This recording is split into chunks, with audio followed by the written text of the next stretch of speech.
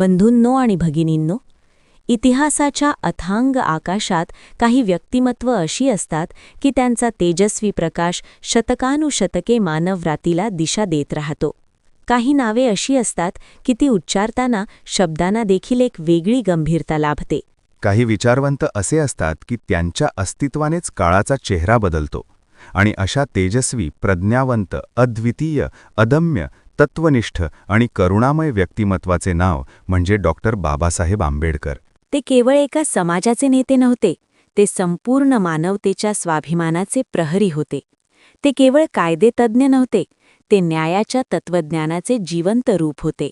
ते केवळ अभ्यासक नव्हते, ते ज्ञानाच्या अथांग सागरात मुक्तपणे विहार करणारे विचार सम्राट होते. 14 एप्रिल 1891 रोजी महू या छोट्याशा ठिकाणी जन्मलेले ते बालक पुढे भारतीय इतिहासाचा प्रवाह बदलणार आहे याची कुणालाही कल्पना नव्हती. लहानपणी शाळेत बसायला चटई वेगळी, पाणी पिण्याची परवानगी नाही, स्पर्शालाही अपवित्र मानणारी व्यवस्था, अशा अपमानांच्या वादळात त्यांचे बालपण गेले. पण ज्या गोष्टीने अनेकांची स्वप्ने मोडली असती, त्याच गोष्टीने त्यांच्या मनात जिद्दीची ज्योत प्रज्वलित केली. अपमानाने त्यांना खचवले नाही, उलट त्याच अपमानाने त्यांच्या आत्म्यात स्वाभिमानाचा ज्वालामुखी पेटवला. त्यांच्या व्यक्तिमत्वाचा पहिला तेजस्वी गुण म्हणजे अदम्य आत्मविश्वास. परिस्थिती कितीही प्रतिकूल असो, पण मनोबल जर अढळ असेल तर इतिहास घडवता येतो हे त्यांनी आपल्या जीवनातून सिद्ध केले. ज्ञान हीच खरी मुक्ती आहे हा त्यांचा दृढ विश्वास होता. म्हणूनच त्यांनी शिक्षणाला आपले सर्वस्व मानले. कोलंबिया युनिव्हर्सिटी आणि लंडन स्कूल ऑफ इकॉनॉमिक्समध्ये त्यांनी केलेले शिक्षण हे केवळ पदव्या मिळवण्यासाठी नव्हते, ते शिक्षण होते समाज परिवर्तनाच्या महान ध्येयासाठी. अभ्यासाची खोली, विचारांची प्रखरता, विश्लेषणाची ताकद आणि तर्कशुद्ध मांडणी ही त्यांच्या व्यक्तिमत्वाची वैशिष्ट्ये होती. ते बोलत असताना शब्द केवळ उच्चारले जात नसत, तर ते विचारांच्या स्वरूपात श्रोत्यांच्या अंतर्मनात झिरपत असत. त्यांची लेखणी केवळ शाईने नव्हे तर अनुभवांच्या ज्वालेने आणि ज्ञानाच्या प्रकाशाने ओथंबलेली होती. भारतीय संविधानाचे शिल्पकार म्हणून त्यांनी केवळ कायदे रचले नाहीत, त्यांनी एका नव्या भारताचे स्वप्न साकार केले. समानता, स्वातंत्र्य आणि बंधुता ही तत्त्वे त्यांनी संविधानाच्या प्रत्येक पानात जिवंत ठेवली. त्यांना ठाऊक होते की कायदा हा केवळ नियमांचा संच नसतो, तर तो समाजाच्या नैतिकतेचा आरसा असतो. म्हणूनच त्यांनी असा कायदा निर्माण केला की ज्यामध्ये प्रत्येक व्यक्तीला माणूस म्हणून सन्मान मिळेल. त्यांचे व्यक्तिमत्व हे न्याय, समता आणि स्वाभिमान या त्रिसूत्रीवर उभे होते. स्त्रियांच्या हक्कांसाठी त्यांनी उचललेली पावले ही त्यांच्या दूरदृष्टीची साक्ष देतात. हिंदू कोड बिलाच्या माध्यमातून त्यांनी स्त्रीला मालमत्तेचा, विवाहातील समानतेचा आणि स्वाभिमानाचा अधिकार देण्याचा प्रयत्न केला. त्या काळात समाजाच्या प्रस्थापित विचारांना धक्का देणे सोपे नव्हते, पण ते कधीही तडजोडीचे राजकारण करणारे नव्हते. सत्य आणि न्याय यांच्याशी ते सदैव प्रामाणिक राहिले.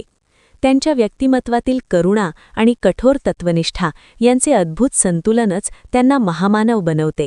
त्यांच्या डोळ्यात केवळ स्वतःच्या प्रगतीचे स्वप्न नव्हते, त्यांच्या नजरेत संपूर्ण समाजाच्या उन्नतीची दृष्टी होती. त्यांनी संघर्ष केला तो केवळ एका वर्गासाठी नव्हे, तर अन्यायग्रस्त प्रत्येक व्यक्तीसाठी. त्यांचे जीवन म्हणजे संघर्षाचा अखंड प्रवाह, विचारांचा अखंड दीपस्तंभ आणि मानवतेच्या मुक्तीसाठी केलेल्या त्यागाचे अप्रतिम उदाहरण होय. त्यांच्या व्यक्तिमत्वाचा गाभा समजून घ्यायचा असेल तर आपण त्यांच्या प्रत्येक कृतीतून उमटणारा स्वाभिमानाचा स्वर ऐकला पाहिजे. ते होते विचारांचे विद्युत प्रवाह, ते होते अन्यायाविरुद्धचा जाज्वल्य हुंकार, ते होते ज्ञानाचा सूर्य आणि ते होते मानवतेच्या भविष्याचा आशावादी किरण. मित्रांनो, अशा या विराट व्यक्तिमत्वाचा प्रवास इथे संपत नाही. त्यांच्या जीवनातील पुढील अध्याय म्हणजे सामाजिक क्रांतीची धग, महाड सत्याग्रहाचा निर्धार, मनुस्मृती दहनाचा विद्रोह आणि समतेच्या आंदोलनाचा जाज्वल्य इतिहास. त्या संघर्ष कथेमध्ये आपण त्यांच्या व्यक्तिमत्वाची आणखी एक प्रखर बाजू पाहणार आहोत, ज्यामध्ये ते केवळ विचारवंत नाहीत तर कृतिशील क्रांतिकारक म्हणून उभे राहतात. बंधूंनो आणि भगिनींनो, ज्या व्यक्तिमत्वाच्या अंतःकरणात अन्यायाविरुद्ध ज्वालामुखी धगधगत असतो, त्या व्यक्तीचे आयुष्य केवळ विचारांपुरते मर्यादित राहत नाही, ते कृतीत उतरते, संघर्षात घडते आणि क्रांतीत रूपांतरित होते. आणि डॉक्टर बाबासाहेब आंबेडकर यांच्या जीवनातील पुढचा अध्याय म्हणजे हाच, संघर्षाचा, ज्वलंत विद्रोहाचा आणि सामाजिक परिवर्तनाच्या प्रखर ध्यासाचा. त्यांनी अन्याय फक्त पाहिला नाही, तो त्यांनी उघडपणे ओळखला. त्यांनी वेदना फक्त सहन केल्या नाहीत, तर त्या वेदनांना परिवर्तनाच्या शक्तीत रूपांतरित केले. त्यांच्या मनात एक स्पष्ट विचार होता. मनुष्याला माणूस म्हणून जगण्याचा अधिकार मिळाल्याशिवाय समाजाला प्रगती म्हणता येणार नाही. महाडचा सत्याग्रह हा त्यांच्या व्यक्तिमत्वातील कृतिशीलतेचा पहिला प्रचंड जाहीरनामा होता. महाड येथील चवदार तळ्याच्या पाण्यासाठी उभा राहिलेला तो लढा केवळ पाण्यासाठी नव्हता, तो मानवी अस्मितेच्या पुनर्स्थापनेसाठी होता. पाणी, जे निसर्गाने सर्वांसाठी दिलेले, जे जीवनाचे मूळ तत्व, त्या पाण्यावरही माणसाला अधिकार नाकारणारी व्यवस्था, त्यांनी धैर्याने आव्हान दिले. त्या क्षणी त्यांनी जगाला दाखवून दिलं की स्वाभिमानाची तहान भागवण्यासाठी संघर्षाची ज्योत पेटवावी लागते. त्यांच्या शब्दात तीक्ष्णता होती, पण त्या तीक्ष्णतेत सून नव्हता, त्यात न्यायाची मागणी होती. त्यांनी लोकांना भडकावले नाही तर जागवले. त्यांनी राग निर्माण केला नाही तर स्वाभिमान निर्माण केला. मनुस्मृती दहनाचा प्रसंग हा त्यांच्या व्यक्तिमत्वातील बौद्धिक बंडखोरीचा परमोच्च क्षण होता. मनुस्मृती दहनामागे कोणताही अंधाविद्रोह नव्हता. ती होती अन्यायकारक विचारसरणीविरुद्धची ठाम भूमिका. त्यांनी स्पष्ट सांगितले की समाजाचा पाया जर विषमतेवर उभा असेल तर तो पाया मोडल्याशिवाय समतेची इमारत उभी राहणार नाही. ते परंपरेला विरोध करण्यासाठी विरोध करत नव्हते, ते अन्यायाला विरोध करत होते, मग तो कोणत्याही रूपात असो. त्यांच्या व्यक्तिमत्वात एक विलक्षण संतुलन दिसते, प्रखर बुद्धिमत्ता आणि अतूट करुणा. ते कठोर शब्द वापरत पण त्यामागे द्वेष नव्हता. ते तीव्र भूमिका घेत पण त्यामागे सूड नव्हता. त्यांचा संघर्ष हा विध्वंसासाठी नव्हता, तो पुनर्रचनेसाठी होता. ते म्हणत की शिक्षण, संघटन आणि संघर्ष या त्रिसूत्रीशिवाय मुक्ती शक्य नाही. या त्रिसूत्रीमध्ये त्यांच्या संपूर्ण जीवनाचे तत्वज्ञान सामावलेले होते. शिक्षणाने विचार जागृत होतात, संघटनेने शक्ती निर्माण होते आणि संघर्षाने परिवर्तन घडते, हा त्यांचा अढळ विश्वास होता. राजकीय क्षेत्रातही त्यांनी आपल्या तत्वांशी कधीही तडजोड केली नाही. स्वातंत्र्य लढ्यातील अनेक मोठ्या नेत्यांशी त्यांचे मतभेद झाले, पण ते मतभेद व्यक्तिपरत्वे नव्हते, ते विचारांवर आधारित होते. त्यांना लोकांचा अंधानुयायी नेता व्हायचे नव्हते, त्यांना लोकांना विचार करण्याची सवय लावायची होती. गोलमेज परिषद येथे त्यांनी दलितांच्या हक्कांसाठी केलेली ठाम मांडणी ही त्यांच्या बौद्धिक सामर्थ्याची साक्ष होती. ते जेव्हा बोलत तेव्हा त्यांच्या शब्दांमध्ये अनुभवाची वेदना, अभ्यासाची खोली आणि तर्काची धार असायची. त्यांच्या आवाजात आक्रोश नव्हता,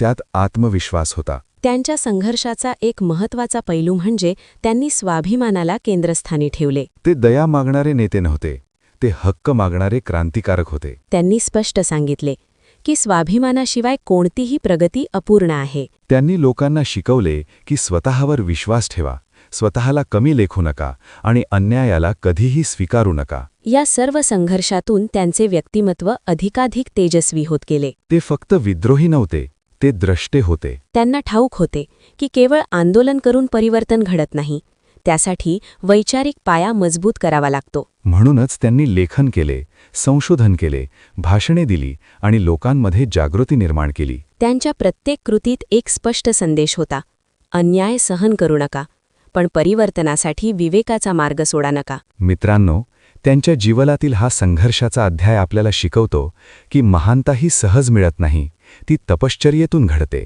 त्यांच्या व्यक्तिमत्वातील क्रांती आणि करुणा, तत्वनिष्ठा आणि धैर्य, बुद्धिमत्ता आणि स्वाभिमान यांचे अद्वितीय मिश्रणच त्यांना महामानव बनवते. पण त्यांचा प्रवास अजून पुढे जातो. संविधान निर्मितीचा ऐतिहासिक क्षण, लोकशाहीचे तत्वज्ञान आणि भारताच्या भविष्याचा नवा आराखडा तयार करण्याचा अध्याय आपल्यासमोर उभा आहे. त्या पुढील प्रवासात आपण त्यांच्या व्यक्तिमत्वाची सर्वोच्च उंची पाहणार आहोत, जिथे ते फक्त एका समाजाचे नेते राहत नाहीत, तर संपूर्ण राष्ट्राचे विचार शिल्पकार बनतात. बंधूंनो आणि भगिनींनो, संघर्षाच्या ज्वालेतून तपून निघालेले व्यक्तिमत्व जेव्हा राष्ट्रनिर्मितीच्या उंबरठ्यावर उभं राहतं, तेव्हा इतिहास एक वेगळाच वळण मिळतो. आणि डॉक्टर बाबासाहेब आंबेडकर यांच्या आयुष्यातील तिसरा आणि अत्यंत महत्त्वाचा अध्याय म्हणजे भारतीय राज्यघटनेची निर्मिती. हा केवळ कायदे लिहिण्याचा क्षण नव्हता, हा एका नव्या भारताच्या आत्म्याला आकार देण्याचा क्षण होता. शतकानुशतके अन्याय, विषमता आणि सामाजिक तटबंदी अनुभवलेल्या समाजाला समानतेचा श्वास देण्याची जबाबदारी त्यांच्या खांद्यावर होती. आणि त्यांनी ही जबाबदारी केवळ विद्वत्तेनेच नाही, तर प्रखर नैतिकतेने पार पाडली. राज्यघटना समितीचे अध्यक्ष म्हणून त्यांनी जे कार्य केले ते एखाद्या कायदेतज्ञाचे काम नव्हते, ते एका दूरदृष्टी असलेल्या तत्त्वज्ञानाचे कार्य होते. त्यांना ठाऊक होते की स्वातंत्र्य मिळवणे ही केवळ सुरुवात आहे. त्या स्वातंत्र्याला न्याय, समता आणि बंधुतेची चौकट देणे हेच खरे राष्ट्रनिर्माण आहे. त्यांनी भारतीय राज्यघटनेत समानतेचा अधिकार, अभिव्यक्ती स्वातंत्र्य, धर्मस्वातंत्र्य आणि कायद्यापुढील सर्वांची समानता यांची हमी दिली. त्यांनी असा कायदा घडवला की ज्यामध्ये सर्वात दुर्बल व्यक्तीलाही न्याय मिळण्याची आशा निर्माण झाली. त्यांच्या विचारांमध्ये लोकशाही ही केवळ मतदानाची पद्धत नव्हती, ती एक जीवन पद्धती होती. त्यांनी स्पष्ट शब्दात सांगितले की राजकीय लोकशाही टिकवायची असेल तर सामाजिक आणि आर्थिक लोकशाहीची पायाभरणी करावी लागेल. अन्यथा केवळ कागदावर लिहिलेली समानता समाजात वास्तवात उतरू शकत नाही. त्यांच्या प्रत्येक भाषणात एक इशारा दडलेला होता. स्वातंत्र्य, समता आणि बंधुता या तत्वांचा समतोल बिघडला तर लोकशाही केवळ नावापुरती राहील. त्यांच्या या दूरदृष्टीत भविष्यकाळातील संकटांची जाणीव होती. संविधान सभेत बोलताना त्यांच्या आवाजात केवळ विद्वत्तेची ताकद नव्हती, त्यात संघर्षातून आलेली संवेदनशीलता होती. कॉन्स्टिट्युएंट असेंब्ली ऑफ इंडियामध्ये त्यांनी वारंवार अधोरेखित केले की भारत हा विविधतेने नटलेला देश आहे आणि या विविधतेला सामावून घेणारी लोकशाहीच खरी टिकाऊ ठरेल. त्यांनी धर्मनिरपेक्षतेचा पाया मजबूत केला, कारण त्यांना माहीत होते की धर्माच्या नावावर उभ्या राहणाऱ्या भिंती राष्ट्राच्या एकतेला धोका निर्माण करू शकतात. त्यांनी केंद्र आणि राज्य यांच्यातील सत्ता वाटपाचे संतुलन साधले, जेणेकरून संघराज्य व्यवस्था सुदृढ राहील. त्यांच्या व्यक्तिमत्वातील एक विलक्षण पैलू म्हणजे त्यांनी कधीही लोकप्रियतेसाठी तत्वांशी तडजोड केली नाही. हिंदू कोड बिलच्या माध्यमातून स्त्रियांच्या अधिकारांसाठी त्यांनी घेतलेली भूमिका याचे उत्तम उदाहरण आहे. समाजातील प्रस्थापित शक्तींनी विरोध केला, पण त्यांनी मागे पाऊल घेतले नाही. कारण त्यांच्यासाठी स्त्रीची समानता ही केवळ सामाजिक प्रश्न नव्हता, तो नैतिकतेचा प्रश्न होता. त्यांच्या तत्वनिष्ठेची प्रखरता इतकी होती की जेव्हा त्यांना जाणवले की त्यांच्या सुधारणा प्रस्तावांना अपेक्षित पाठबळ मिळत नाही, तेव्हा त्यांनी मंत्रिपदाचा राजीनामा देण्यासही मागेपुढे पाहिले नाही. पद, प्रतिष्ठा किंवा सत्तेची मोहिनी त्यांना कधीच नव्हती. त्यांना हवे होते ते फक्त न्याय आणि समता. भारतीय राज्यघटना ही त्यांच्या बुद्धिमत्तेचे स्मारक आहे, पण त्याहून मोठे स्मारक म्हणजे त्यांनी निर्माण केलेली विचारसरणी. त्यांनी लोकांना संविधान हे केवळ शासकांचे साधन नसून नागरिकांचे संरक्षण आहे हे समजावले. त्यांनी नागरिकांना जागृत राहण्याचे आवाहन केले, कारण लोकशाही केवळ नेत्यांवर टिकत नाही, ती सजग नागरिकांवर टिकते. त्यांच्या विचारांमध्ये एक सततची चेतावणी होती. भक्तिभाव राजकारणात आला तर लोकशाही धोक्यात येते. मित्रांनो, या तिसऱ्या अध्यायात आपण पाहतो की संघर्षातून घडलेले हे व्यक्तिमत्व राष्ट्राच्या आत्म्याला आकार देणारे शिल्पकार बनते. त्यांनी केवळ वर्तमान घडवले नाही, त्यांनी भविष्याचा आराखडा तयार केला. त्यांचे व्यक्तिमत्व म्हणजे ज्ञानाची प्रखरता, तत्वांची अढळता आणि मानवतेची करुणा यांचा संगम आहे. पण त्यांचे जीवनाचा प्रवास इथेही थांबत नाही. पुढील अध्यायात आपण पाहणार आहोत त्यांच्या आध्यात्मिक परिवर्तनाची कथा, बौद्ध धम्म स्वीकारण्यामागील विचार आणि मानवतेला दिलेला अंतिम संदेश, जो त्यांच्या संपूर्ण जीवन कार्याचा परिपाक ठरतो. बंधूंनो आणि भगिनींनो, मानवाच्या आयुष्यात काही क्षण असे असतात की जे केवळ वैयक्तिक निर्णय नसतात, तर ते एका युगाच्या विचारधारेचा बदल घडवणारे ठरतात. आणि डॉक्टर बाबासाहेब आंबेडकर यांच्या जीवनातील चौथा अध्याय म्हणजे असाच एक ऐतिहासिक आणि आध्यात्मिक टप्पा, ज्याने केवळ त्यांच्या जीवनाचा नाही तर लाखो अनुयायांच्या विचार विश्वाचा मार्ग बदलला. हा अध्याय आहे आत्मपरिवर्तनाचा, आध्यात्मिक शोधाचा आणि मानवतेच्या नव्या वाटेचा. त्यांनी आयुष्यभर सामाजिक, राजकीय आणि वैचारिक लढे दिले, पण त्यांच्या अंतर्मनात एक प्रश्न सतत धगधगत होता. समाजातील विषमता केवळ कायद्याने संपेल का? केवळ राजकीय अधिकार मिळाल्याने मानसिक गुलामी नष्ट होईल का? त्यांनी जाणले की अन्याय केवळ बाह्य संरचनेत नसतो, तो माणसाच्या मनोवृत्तीतही असतो. आणि मनोवृत्ती बदलण्यासाठी आध्यात्मिक क्रांती आवश्यक असते. म्हणूनच त्यांनी धर्माचा अभ्यास केला, केवळ श्रद्धेने नाही तर विवेकबुद्धीने. त्यांनी विविध धर्मांचे तत्वज्ञान तपासले, त्यांच्या सामाजिक परिणामांचा अभ्यास केला आणि शेवटी त्यांनी असा मार्ग निवडला जो समतेचा, करुणेचा आणि तर्कशुद्धतेचा होता. 14 ऑक्टोबर 1956 रोजी नागपूर येथे त्यांनी बौद्ध धम्म स्वीकारला. हा निर्णय अचानक नव्हता, तो दीर्घ चिंतनाचा परिपाक होता. त्यांनी सांगितले होते, मी हिंदू म्हणून जन्मलो, पण हिंदू म्हणून मरणार नाही. या वाक्यामध्ये केवळ रोष नव्हता, त्यामध्ये आत्मसन्मानाची जाणीव होती. त्यांनी बौद्ध धम्म स्वीकारताना केवळ धर्मांतर केले नाही, त्यांनी आत्मसन्मानाचा नवा अध्याय सुरू केला. बौद्ध धम्मातील प्रज्ञा, करुणा आणि समता या तत्वांमध्ये त्यांना मानवी मुक्तीचा मार्ग दिसला. त्यांच्या या निर्णयामध्ये सूड भावना नव्हती, तर पुनर्जन्माची आकांक्षा होती, सामाजिक पुनर्जन्माची. लाखो अनुयायांसह त्यांनी 22 प्रतिज्ञा घेतल्या आणि अंधश्रद्धा, जातीभेद व अन्यायकारक प्रथांचा त्याग करण्याची शपथ घेतली. त्यांनी लोकांना सांगितले की खरा धर्म तोच जो माणसाला माणूस म्हणून जगायला शिकवतो. त्यांच्या दृष्टीने धर्म म्हणजे नैतिकता, विवेक आणि करुणा यांचा संगम होता. या टप्प्यावर आपण पाहतो की त्यांचे व्यक्तिमत्व संघर्षातून शुद्ध झालेले, तत्वज्ञानातून प्रगल्भ झालेले आणि आध्यात्मिकतेतून उंचावलेले आहे. त्यांच्या आयुष्याचा हा टप्पा म्हणजे एका दीर्घ प्रवासाचा शांत पण तेजस्वी सूर्यास्त, जो प्रत्यक्षात नव्या प्रभातची चाहूल देतो. 6 डिसेंबर 1956 रोजी त्यांचे देहावसान झाले, पण त्यांच्या विचारांचा अंत झाला नाही. उलट त्यांच्या जाण्यानंतर त्यांच्या विचारांनी अधिक व्यापक स्वरूप धारण केले. त्यांच्या जीवनाचा हा 4था अध्याय आपल्याला सांगतो की खरे परिवर्तन केवळ बाह्य लढ्यांनी होत नाही, ते अंतर्मनाच्या जागृतीने घडते. आणि ज्याच्या व्यक्तिमत्वात ज्ञान, संघर्ष, तत्वनिष्ठा आणि आध्यात्मिक परिपक्वता यांचा संगम असतो, तोच इतिहासात महामानव म्हणून ओळखला जातो. मित्रांनो, आता उरतो तो अंतिम अध्याय, त्यांच्या वारसाचा, त्यांच्या विचारांच्या आजच्या संदर्भाचा आणि आपल्या जीवनात त्यांचे संदेशाचे स्थान काय असावे ह्याचा. त्या अंतिम भागात आपण पाहणार आहोत की त्यांच्या विचारांची ज्योत आजच्या काळात कशी मार्गदर्शक ठरते आणि आपण त्या प्रकाशातून काय शिकू शकतो. बंधूंनो आणि भगिनींनो, एका महामानवाचे आयुष्य केवळ त्याच्या जन्ममृत्यूच्या तारखांमध्ये मोजता येत नाही. होय, ते मोजले जाते त्याच्या विचारांच्या प्रभावाने, त्याच्या संघर्षाच्या परिणामाने आणि त्याच्या प्रेरणेच्या सातत्याने. आणि म्हणूनच डॉक्टर बाबासाहेब आंबेडकर यांचा अंतिम अध्याय म्हणजे त्यांच्या वारशाचा आणि विचारांच्या अमरत्वाचा अध्याय आहे. त्यांनी लिहिलेली राज्यघटना हे त्यांच्या बुद्धिमत्तेचे जिवंत स्मारक आहे. त्यांनी उभारलेली स्वाभिमानाची चळवळ हा त्यांच्या संघर्षाचा जाज्वल्य पुरावा आहे आणि त्यांनी दिलेल्या समतेचा संदेश हे त्यांच्या हृदयातील करुणेचे शाश्वत दान आहे. आज आपण 21व्या शतकात उभे आहोत. तंत्रज्ञानाची झगमग, प्रगतीचा वेग, जागतिकीकरणाचा प्रवाह, सर्व काही बदलले आहे. पण प्रश्न अजूनही तोच आहे. प्रत्येक माणसाला समान संधी मिळते का? प्रत्येक स्त्रीला सुरक्षित आणि सन्माननीय जीवनाची हमी आहे का? प्रत्येक वंचिताला न्याय सहज मिळतो का? या प्रश्नांची उत्तरे शोधताना आपण पुन्हा त्यांच्या विचारांकडे वळतो. कारण त्यांनी दिलेली दिशा आजही तितकीच ताजी, तितकीच आवश्यक आणि तितकीच प्रकाशमान आहे. त्यांनी शिकवले, शिक्षण हे केवळ नोकरीसाठी नसते, ते विचार करण्याची ताकद देते. संघटना ही केवळ शक्तीप्रदर्शनासाठी नसते, ती सामूहिक उन्नतीसाठी असते. आणि संघर्ष हा केवळ विरोधासाठी नसतो, तो परिवर्तनासाठी असतो. त्यांच्या जीवनातील प्रत्येक क्षण हा एका ध्येयासाठी झटणाऱ्या मनाचा पुरावा आहे. त्यांनी अन्यायाला शब्द दिले, वेदनेला दिशा दिली आणि स्वाभिमानाला आवाज दिला. त्यांच्या वारसाकडे पाहताना आपण विसरता कामा नये.